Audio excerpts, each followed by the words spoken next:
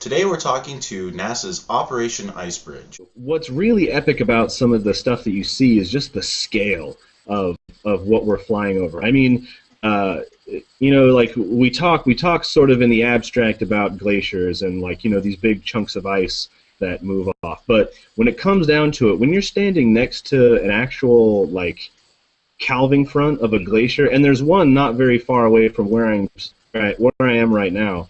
I mean, you're talking about a wall of ice that is hundreds of feet tall. And when that breaks off and falls into the ocean, it doesn't just it has this action of actually falling forward and then tumbling around until it's like end over end and then floating in the water. I mean, these things are huge. Fly on a modified Lockheed P-3 aircraft. These were very popular in the Navy, and I believe they were built back in the 1950s and 60s. You can actually get far more resolute data from an airborne platform than you can from a satellite, and it's really just based on proximity to the ground. An average flight here in Greenland is somewhere on the order of 8 hours. So we have a couple hours of pre-flight in the morning to get all the instruments ready. Usually there's a very short mission brief, saying this is where we're going, this is what we're doing, this is what you can expect in terms of weather, which is very important. And then we have, 6.5 to 8 hours in the air, and then most of us have some sort of post-flight processing that we have to do. Why are we observing ice?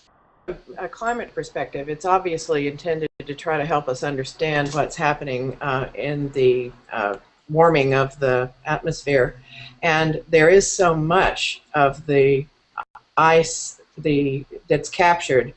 Some of it fresh, some of it seawater. Ice is very important because it kind of gives you a snapshot of how things are doing in terms of overall climate.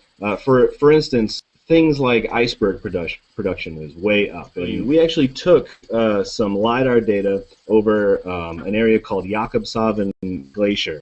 Now, Jacobson is one of the largest and it's one of the fastest moving glaciers that we've been able to observe year to year.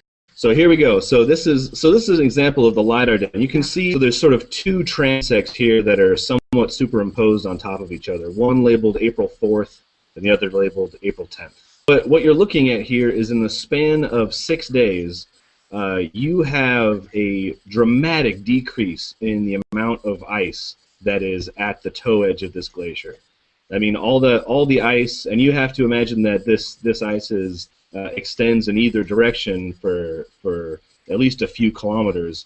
But you have this large sloughing off of the edge of the ice here, and I mean, all that's just, I mean, it's ice, so it's fresh water being dumped directly into the ocean to float away and melt, thereby adding to sea level rise. For all of the data that we're getting from the polar regions, what we are seeing is an acceleration in the melt and the sloughing. And, there are lots of other things that we can learn from what that data provides us in terms of what it may mean to the ecosystems that are both nearest and then eventually in other locations. From what I understand from our project scientists, that we're expecting acceleration of melt pretty much across the board. Well, it means that the polar ice caps are melting. We're going to keep year to year, and continued monitoring will only prove that. I would say that the real sort of lesson to take away from this is that things are changing incredibly rapidly, certainly far more rapidly than people even 10 years ago understood. And if we don't continue to keep our eye on this, to start realizing very soon that we have a huge problem on our hands. Just be aware of it. Just be aware of the problem.